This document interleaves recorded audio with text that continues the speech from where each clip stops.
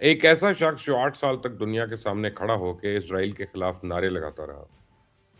ایک ایسا صدر جس کے دور میں ایران کا جوہری پروگرام تیزی سے آگے بڑھا، ایک ایسا لیڈر جو اسرائیل کو ایران کا سب سے بڑا دشمن قرار دیتا رہا، آج اسی شخص کے بارے میں دعویٰ کیا جا رہا ہے کہ اسرائیلی خفیہ ادارہ موساد اسے برسوں سے ایران کا اگلا حکمران بنانے کی تیاری کر رہا تھا، اور صرف اتنا ہی نہیں، رپورٹ کے مطابق موساد کے سربراہ نے اس سے خفیہ ملاقات بھی کی، اس کے سفر اور رہائش کے اخراجات بھی اٹھائے اور اسے ایران سے نکالنے کی کوشش بھی کی، اور اقتدار کی تبدیلی کے بعد اسے ایران کی قیادت سونپنے کا منصوبہ بھی بنایا۔ اب یہ دعویٰ سچ ہے، جھوٹ ہے، یا کسی بہت ہی بڑی خفیہ جنگ کا حصہ ہے،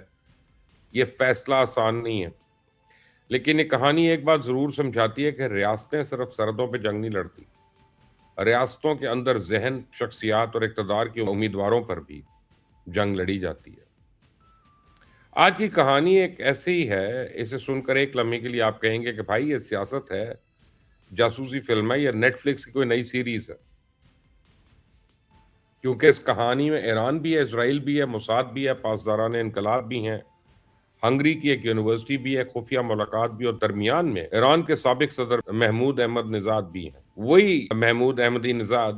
جو 2005 سے 2013 تک ایران کے صدر رہے، تو صدارت سے پہلے وہ تہران کے میئر بھی رہ چکے تھے۔ یہ وہی احمدی ہیں جن کا نام سنتے ہی دنیا کو ان کے سخت بیانات، اسرائیل مخالف تقریریں اور ایران کے جوہری پروگرام کا خیال آ جاتا ہے۔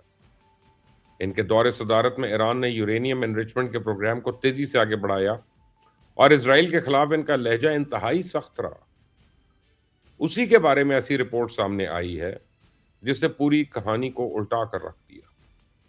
ایسا یو ٹرن کہ گوگل میپ بھی کہہ دے کہ بھائی نیا راستہ تلاش کیا جا رہا ہے۔ یہ دعویٰ آیا کہاں سے؟ سب سے پہلے ایک بات بالکل صاف سمجھ لیں، یہ کوئی ایرانی عدالت کا فیصلہ نہیں ہے، یہ کوئی سرکاری ایرانی اعلان بھی نہیں ہے، یہ دعویٰ بنیادی طور پہ امریکن اخبار نیو یارک ٹائمز کی ایک رپورٹ میں سامنے آیا، جسے بعد میں ٹائمز آف اسرائیل، گارڈین اور دیگر عالمی اداروں نے بھی رپورٹ کیا۔ اب نیو یارک ٹائمز کی رپورٹ میں ایرانی حکام، اسرائیلی ذرائع اور معاملے سے واقف لوگوں کے حوالے سے دعویٰ کیا گیا کہ اسرائیل نے کئی سال تک احمد نژاد کو ایران میں مستقبل کی قیادت کے لیے تیار کرنے کی کوشش کی، اور اسی کے دفتر نے اس پوری رپورٹ کو جھوٹا، من گھڑت اور ہالی ووڈ طنز یا ہالی ووڈ طرز کی کہانی قرار دیا۔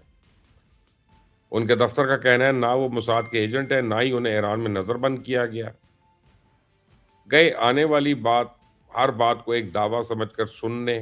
ثابت شدہ حقیقت سمجھ کر نہیں۔